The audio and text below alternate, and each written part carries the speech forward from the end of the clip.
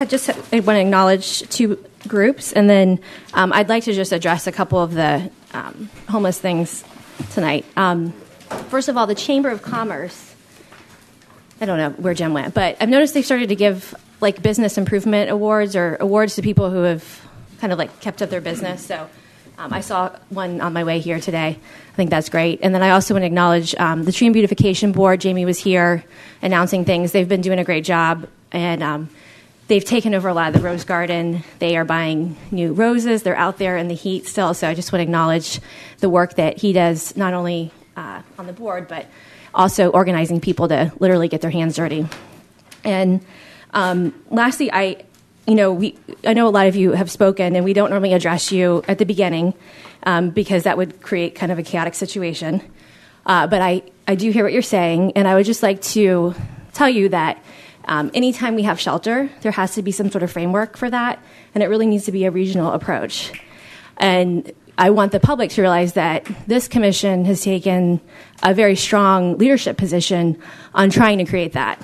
And it's probably extremely frustrating because we sit up here and probably seem detached, and the process seems laborious. It may seem like we're stalling or taking too much time, but I can assure you that in the time I've been paying attention, the effort that Daytona Beach has spearheaded with Safe Harbor is probably the most aggressive thing that's ever happened.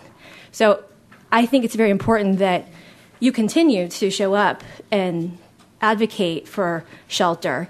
I hope that you're advocating to the entire county, and you're visiting all the city commissions and making sure that they're aware that the only way that any shelter, whether it's what Safe Harbor or another idea, the only way that that will ever work is if there's truly a regional approach.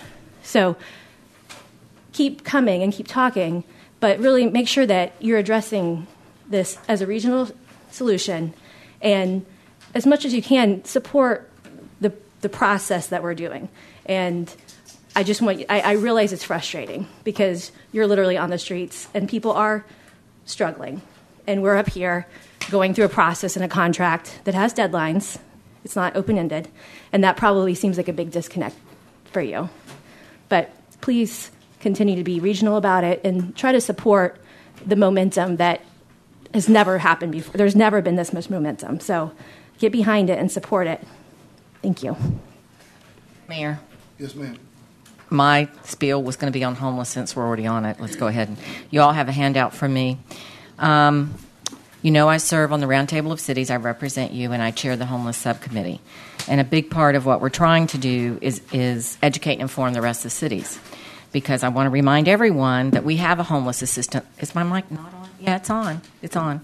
The Homeless Assistance Center. No other city does in the county. And as you know, churches from all the other cities around here come and do the feedings here. So everyone needs to remember how much the city's already doing, and that we have a responsibility to everyone we're elected to represent, and that it is a balancing act. We're the city with the concentration of services, and we are, as a community, already doing a great deal for the least of these that are here.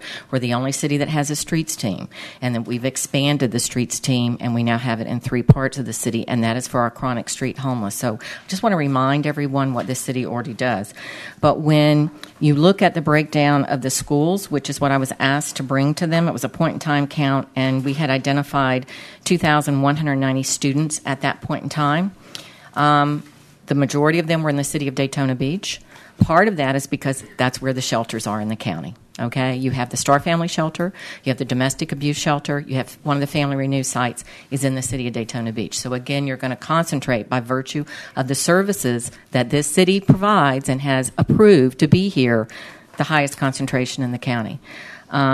You also have more in the city of DeLand than you might think you would have. But again, that's because where the neighborhood center is located, Family Renew. So again, where you put services, you're going to see the homeless numbers behind, because that's where the services are. Deltona is interesting. We have 367 identified there, which is the 3rd highest for the entire county. No services. We don't have a shelter. We don't have, good feeding. It's churches, the faith groups are really the ones that provide the service there. But 367, and I will tell you for a fact, some of those are street homeless. They're streets, families in their cars, because we get the phone calls and we deal with them. And Pam, those are just kids. These are strictly the children. Yeah. These are not their parents. So when you count their parents in, that number is significantly larger. Significantly higher. So these are just the children. Some of the conversation that day, it's not, school boundaries are not the same as city boundaries, obviously. So we went by the address of where the school was located to come up with the breakdown. And some of those, like Enterprise, Osteen, and DeLeon Springs, we didn't put in anywhere. And the overriding factor, and I tried to get the mayors to understand, is that this is about poverty and about living in poverty. And I also told them that 65% of our schools' children receive free and reduced lunch. That's a high percentage, and they're in all areas of the county. There is still a significant amount of denial going on within certain municipalities in the county.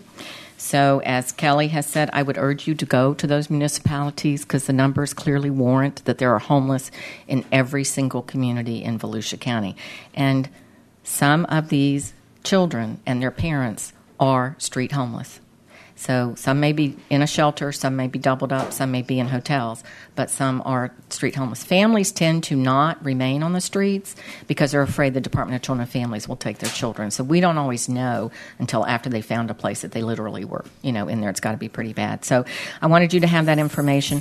What the committee is continuing to do, the subcommittee, is working together to pull all of the information and the beds that are here. We talked about at strategic planning about that federal money. This county is doing housing first. This county is participating in opening doors and those federal guidelines that go by, and we're trying to put together so that all of the elected officials know how many beds we have and where they are. With Windward closing, that's affected some of the beds, so that matrix, that information will be to y'all by August. We will have that to you. Marbut is presenting at the city managers meeting in June. And I will be in attendance as just to observe and listen, to the information that's being put out there. So they're starting forward with that phase of getting the information out there. So just wanted to bring y'all up to speed on where we are. Jim? Pam, Port Orange, Port Orange shows that it's got 280. Mm-hmm. That's the third largest group in Volusia County. Well, it's after, Deltona. Yes, it is third in Port Orange. Yes, and we have significant pockets of families that are living in poverty and homeless. You have them in those hotels up and down Ridgewood where they are, and you also have them doubled up, or you do have them literally not in any one location. So, yes, they are. That was the point I was trying to make, is they're everywhere. And the other thing I tried to emphasize with the mayors is they're highly mobile. Just like some of our street homeless, they're in different places. But our families, because they don't have the stability, may be in Ormond or they may be in Port Orange. I've had some in Lake Helen and Deltona, and they originally started out in DeLand. So it's our challenge as a school district to try to keep them in the same school. But to say, well, they're the city of Daytona Beach's problem and we should do it, the reality is they're all over the county. Yeah, it's a regional problem. Yeah. Okay. So that I just wanted to make sure y'all had that information and know the homeless subcommittee will continue to meet and try to make sure that the mayors are educated on what information there is and that they have all the information and they really know what beds we have and what services are being provided in the county as a whole. Okay. Thank you so much. Mr. Gilliland? Pam, thank you for bringing this because nothing helps better to understand the breadth of the problem with other than data. And just since everybody didn't have this, the top four of these that are over 200 is Daytona Beach at 430, Deltona at 367, Port Orange at 280, and DeLand at 262. And there's another three cities that are, Orange City at 163, Ormond at 146, New Smyrna at 139. I mean, those are astounding numbers when you consider these are just, number one, they're children, which is appalling. And number two, there's a parent, there's parents perhaps that are involved in these numbers. So we're looking at something significantly greater. We talk a lot about great things that are going on in Daytona Beach, And this is a good opportunity to say that one of the great things going on is what we're doing for the homeless population. I've been working with this since I was doing health policy up in D.C. back in the early 90s. And honestly, it's the same problem today as it was then. And billions of dollars have been spent trying to come up with a solution. It's all over the country, and everybody is struggling. And I have, there are many, many times where I've been extremely proud to be a member of this commission, and with the leadership that this commission is showing in how to do something, a meaningful change for the homeless people in our county is arguably the thing that I am probably the most proud of for ever being a part of this body. And we've got to stay the course. We got people out there who simply they don't like the solution that we're pursuing. So in their minds, then we are wrong. But for somebody who's been doing this for 30 years, 20 years, then 25 years, what about that? Been a witness to it at least. It's nice to see the opportunity for a collaboration across the county where we may actually see something that will truly make these people's lives better. And Mr. Mayor, that's my only comment tonight. Thank you, sir. Commissioner Henry? Yeah, thank you. I'm not going to comment on the homeless. I think we've covered that. I was thinking about what Mr. Miller was talking about, a rec board. I think we need to really pursue that, at least look at it and see the feasibility of doing that. Because he has been coming up here for quite a while talking about it. So I think it's time for us to probably just move on, at least take a look at it, see the feasibility of doing it. Thank you. Can I just say something about that? Weren't we looking at our golf board and maybe making some sort of combination? We are working. Right. Okay. Thanks. Right. That was number one of mine as well. Did you want to announce me, Mayor? I'll wait. Commissioner Reed? Yes, ma'am. That was number one in my comments as well. I knew at one point it was coming before us, so I don't know if we're tweaking it right now. Okay. But let's just make sure it has some teeth and the citizens are empowered to make something happen for our youth. All right? Juneteenth dinner was amazing. It was almost 2 hours. Not the traditional 4. I know it was great. And so I commend them on bringing that to a cohesive time frame. However, I do think that that a representative from the city and perhaps the new board that's established for the Juneteenth committee, as well as and they got their 501c3 status this week as well. That we need to come together and decide exactly what we're going to do to help them. What role are we going to play so that we don't have like last minute requests, and we'll know every year what we're going to do, and that's what we're going to do. I think we've had a long standing, having established that through this organization and having a long standing partnership with the city regarding this particular event. I think we need to solidify what our role is going to be from this point forward, so that there aren't any questions in the future. The Maze concert was amazing, is what I understand Commissioner Traeger said. And if I may quote you, the energy was astounding, and I'd like to commend Ms. Rieger and her staff, Mrs. Rieger and her staff, on what they did in regards to that. The energy in the room was just astounding. I mean, at the end of every song, you would have thought that it was the encore, because it was just, I can't even express it. Betty's probably grinning right now. Look at her. Mm-hmm. But it was really great, and I think that's the targeted audience that we should target for that type of performance, because those are the ones who are able to pay for that ticket. And those are the ones that are going to support that event. And we had people to come from DeLand, Deltona, from Orlando. And I'm telling you, if it was in Orlando, I would have driven to Orlando. So it was truly something to partake in. And I already have a group for next time. I don't know if we can afford them, but, we just got to look in that same age group like Charlie Wilson. All right. I'm sorry. I wanted to throw this out, just a shout out. I don't know if you all know, but our president at Embry-Riddle, Dr. John Johnson, retired, and we recognized him on last week, and he's done a phenomenal job as our president over the last 10 years, and just like to commend him on his service, he and his wife, Maury, and what a beautiful relationship they had with all of us, and we're looking forward to the same type of relationship with our interim president, Dr. John Wattrett, who's been with us as well. And then lastly, on next Thursday, June 25th, at the Midtown Center at 6:30 p.m., we continue with our Book Fresh Book Festival series, and this is going to be a children's mini book festival. So we're calling for all artists of books for children and for children to come out. There'll be face painting, and books for children will be on sale, and how to write books for children will be the theme for the evening. So next Thursday, June 25th at 6:30 p.m. at the Midtown Center. That concludes my comments, Mr. Mayor. Thank you very kindly. And I would just, in conjunction as it relates to Juneteenth, certainly I agree with that. And what I would propose is that we come up with some sort of agreement where we would do basically what we did last year, which is pay for the use of our facilities that they use and give the sponsorship that we've given that we gave last year and this year, that same amount, which I think was $5,000, and then we pay for that.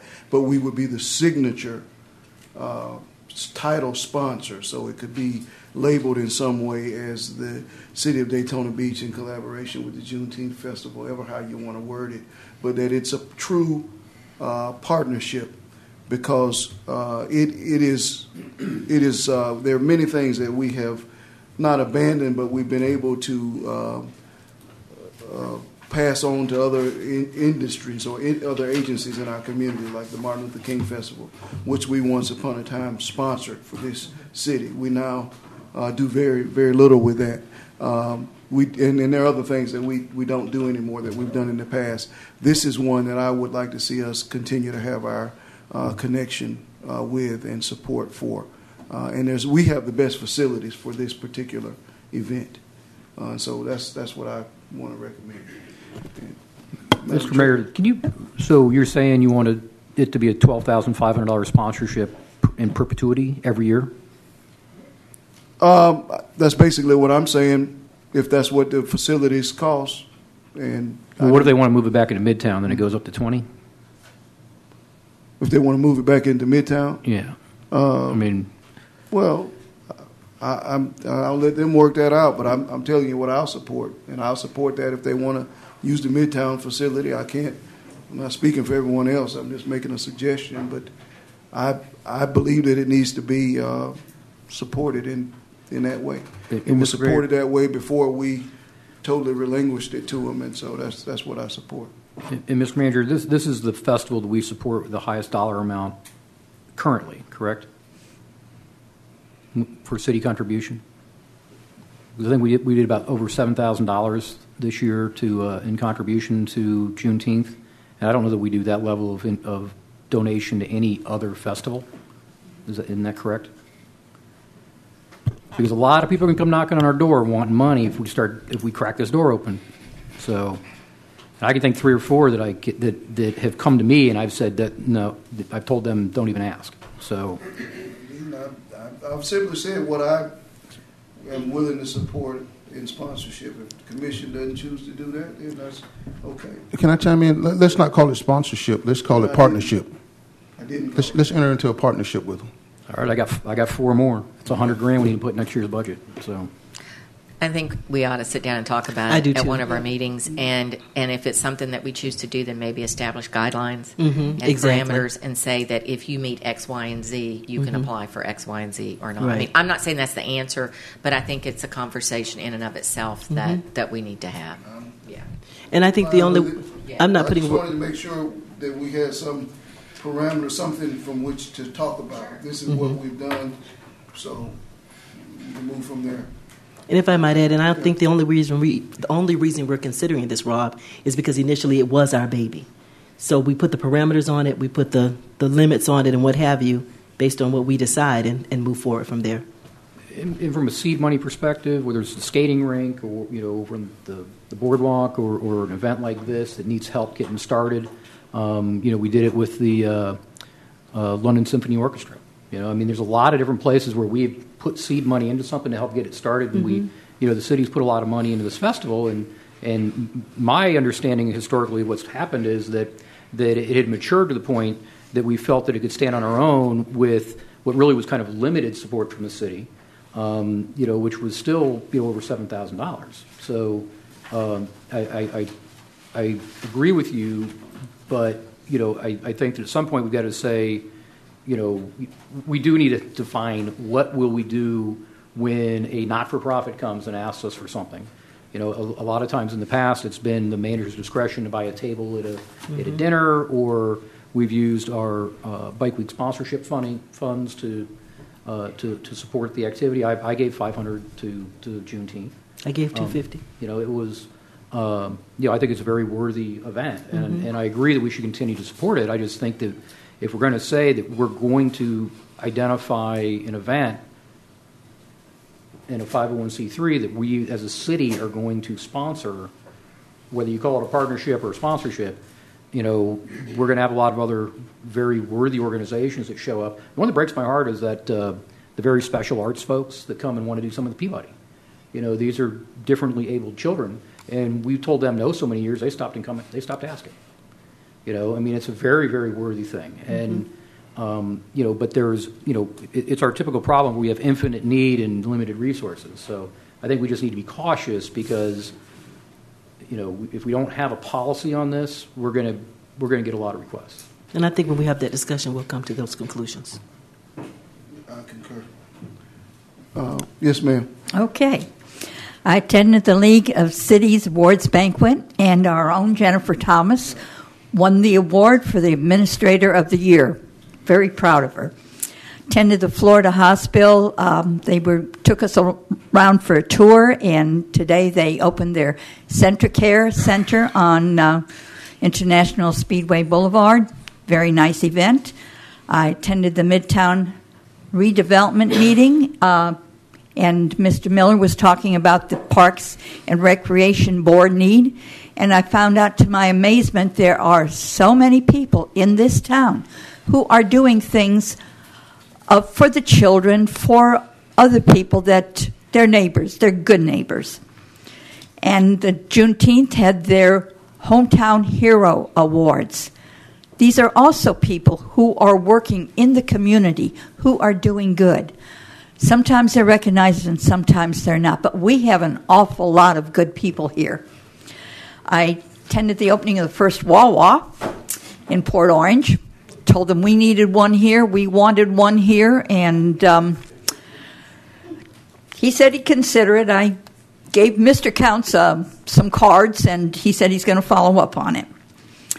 And went to the Juneteenth Festival. That has evolved into a city-wide celebration, not just a little part of the city, but a city-wide celebration. And like Ms. Reed said, went to Peabody for the amazing Frankie Beverly. Fantastic. People were dancing all over. People were very happy, very happy. And Peabody also has been recognized by TripAdvisor as one of the best in the business and awarded a Certificate of Excellence for 2015. How about that? There's an upcoming business expo July 25th at the airport from 5 to 7. And Friday night at the Band Shell. And Saturday night at the Band Shell with fireworks. And I wanted to give a shout-out to Ruth Barber. She's going to be 90 years old in about a week or two. And about the homeless, we need to do something. We need to do something soon, even if it's just a small thing, because many of these people are homeless for small reasons, maybe childcare. Sometimes they don't have ID, although there are groups going around helping them. Sometimes it's just a small thing that would enable them to maybe get their certificate, to get on their feet, to become a contributing resident to Daytona Beach. And on that note also, Dr. Marbett was supposed to give us some reports. Do you know when he'll be doing any of that?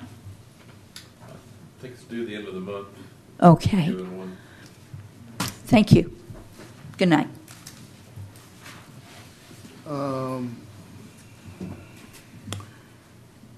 I'd like to thank Pastor Mike for giving my mother and father, I guess, a shout out for their example of compassion that they set for me personally and for Patrick.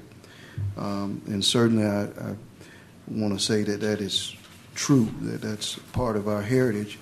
But when you are elected to public office, as Commissioner Wood said, you have a responsibility to all citizens. And the homeless population is very important to me, and that's why I've advocated from this dais and throughout the community. And I think this commission has certainly responded and advocated in their way as well. And we've done it collectively and individually. But I say all of that to say that in order for us to have a real authentic solution, it's going to have to be collective. And what we are advocating for is certainly what we hope ultimately will be more than shelter. And I know it says, your signs tonight say shelter can't wait, but I don't want to simplify what you're saying, because that's important, but it's a bigger problem than that. And we want to be able to solve, in part, the scourges of alcohol addiction and unemployment problems, education problems, things that hopefully at some point in time, as we all work together throughout Volusia County, these things will grow together. But nevertheless, we're all entitled to our opinion. I'm going to continue to work for the things that we've worked for. I did take exception to the earlier comment by the gentleman who travels from Orlando, which is his right to take his 2.5 minutes. But I stand beside this body of elected officials and staff to say that we have compassion, as much compassion as anybody anywhere. And I will refute until I don't have any breath his comments and his behavior tonight before the public. That said, I want to share with the members of the commission some information that I've been looking at that I'd like for us to read. You want to pass these out? I guess that's the proper protocol, right?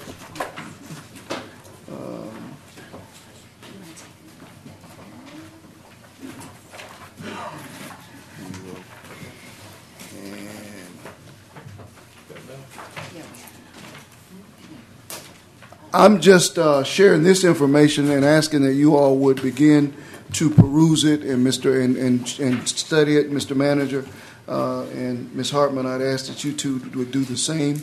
It's simply some policy that has been implemented in Miami-Dade that I would like to see us consider here in Daytona Beach, which basically benefits the local worker. And what it would do is would provide more of an opportunity for residents in targeted areas to benefit from taxpayer-funded construction projects. So, and those projects will be projects that are in excess of $1 million that we give taxpayer money to, that we consider a policy that says that when we do that, that they would aspire to hire 51% of local employees. That could be whatever local would be, whatever we determine. It could be within Volusia County, it could be within Central Florida or Daytona Beach. But I would just ask that you all would peruse this, and then at some point in time in the future, that we would just sit down together and have a discussion about it and see what we think of it. Okay? Mr. Mayor, there is and actually, Marie, if you would look into this, I believe there's a prohibition from including projects that include federal dollars. There is one that includes state dollars, I know, but what happens with that is it's worded in such a way that everybody's able to get around it. So, and I don't know about federal dollars, but I think I'm familiar. We run into the transportation projects sometimes that they don't allow local preference ordinances because you can end up paying more. So, but Marie, will you take a look at that and figure out what the laws are related, what the prohibitions are, the things we can't do, so we can figure out what we can. Okay, and when you do that, I'll be happy to talk with you because I think I know how it works. Okay. I think for me that's it. Anything, Mr. Manager's got some things. Mr. Mayor, I just have a couple of things. I want to provide an update on Volusia Safe Harbor, electronic message centers, and body cameras. The Volusia Safe Harbor program, we had our first meeting in February of 2015, representatives from city, county governments, and various organizations were invited to participate in that process. Dr. Marbett attends all of our meetings.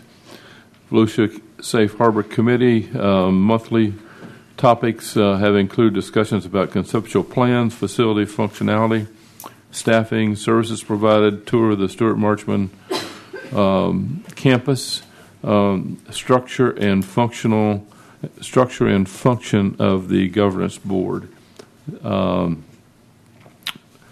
On Thursday, the 25th, June the 25th, Dr. Marbett will present a recommendation for governance board time in future meetings to formalize the governing body. Once the structure is in place, it will be the responsibility of the board for constructing, owning, and operating the facility.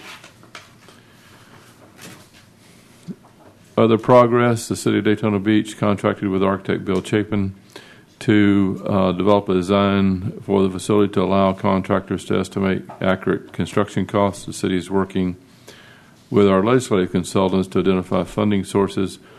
Volusia County has indicated they would consider gifting land and possibly $4 million in contribution toward the construction cost in exchange for no further monetary support for the facility. So that kind of gives you a summary of what all's been going on with the Volusia Safe Harbor, and there'll be more coming at the end of this week. The electronic message centers in the city, I think somebody wanted to know how many we had. We have 6 that have permits in the city. We approved in 2011, City Commission approved the text amendments to the LDC, allowing EMCs for city and county uses, performing arts facilities, institutions, and higher learning, and approved plan development. And there are a number of exceptions that we've all considered over time to provide for the use of those means of communications. The body camera program with Daytona Beach began in 2011. We use it in patrol starting in 2012 with 22 cameras, added 28 cameras in 2013, and 50 cameras in 2014. And we're now applying for another 80 additional cameras at a cost of $115,000, and that is a 50-50 cost share grant program. Why do it? I guess is a good question. The benefits increases public trust, improves officer accountability, provides visual and audio evidence of legal purposes. The City of Daytona Beach complements complaints against the police have been reduced by 86% since the program began. So it's amazing. We had, in 2011, we had 51 complaints against the department, and in 2014, we had 7. So that's just a brief report of everything that we've been doing on those issues, and we'll get you some additional updates as it goes forward. I have a question on the message centers. The way it's worded, it's those that currently exist. It's currently permitted. Okay. So the larger question is potential too, as to the number of sites. And so it says, yes, it says exist. I looked at the slide. My issue was how many potentially there can be with the current rules the way they are that we keep changing. So that is something I guess Rich could figure out as well. So, what's your question? The potential. This is how many signs could you have? Yeah, based on what could. These are just the ones that currently exist in the city right now. That's correct. Right. It's not all the ones that are going to put them up or the ones that are pending even, correct? It doesn't include those. That's correct. Okay. That was really what I was trying to get at. It's not what's sitting in front of us right now. It's what the potential can be because we keep changing who can have them. So you have to look at the bigger picture of how many can you have under the current rules, and then as you continue to change the bar, how many do you how many can that be? Mm-hmm. That was the only point I think I was trying to have us figure out. Right, and mine was I did want to know how many, but I'd also like to know where they are. Well, we got them listed, I think. Are they on the slide? I didn't see it on the slide. I didn't see it on the slide. Could we also have a copy of the slide? I got them right here. Volusia Mall, Auto Mall, Bethune-Cookman, Dog Track, and Bel Air Plaza. They're not up at Bel Air, but the They're not up Daytona at State Bel Air. College has one, but I don't know, did they ever permit theirs? It's just been illegal the whole time. Huh? Oh, okay. Yeah. So you have one at Daytona State that never Yeah. went through, nor does it meet any guidelines. It's just there. Okay. At Daytona State. That was up the first. a long That time was ago. So you already approved in have- that project. Yeah, there's two that's not in there. That's what I'm just saying is that you kind of Yeah. need to know what's here and then what can be. Because Embry-Riddles aren't up yet. Daytona, the Speedway's not up yet. Bel Air isn't up. It's been approved. And then the hospital hasn't. I mean, I don't want to get into the details. I'm just saying there's a lot more that could, and we need to understand that. Mm-hmm. That's all. The other along those lines, if you recall, back a number of years ago, we were trying to remove some of the big boards that are right. out throughout the city, and we're working now with one of the companies that has. I think they have 7 they want to remove, and they want to replace. And they want to put 2 up and remove 7 that they have currently up. Okay. And the new ones would be the newer EMCs that you see in throughout the state.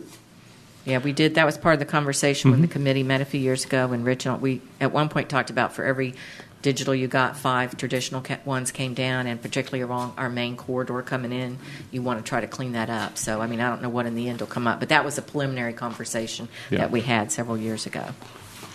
Okay. That's all I had, Mr. Mayor. Okay. You have anything, Ms. Harvey? All right. This meeting is adjourned.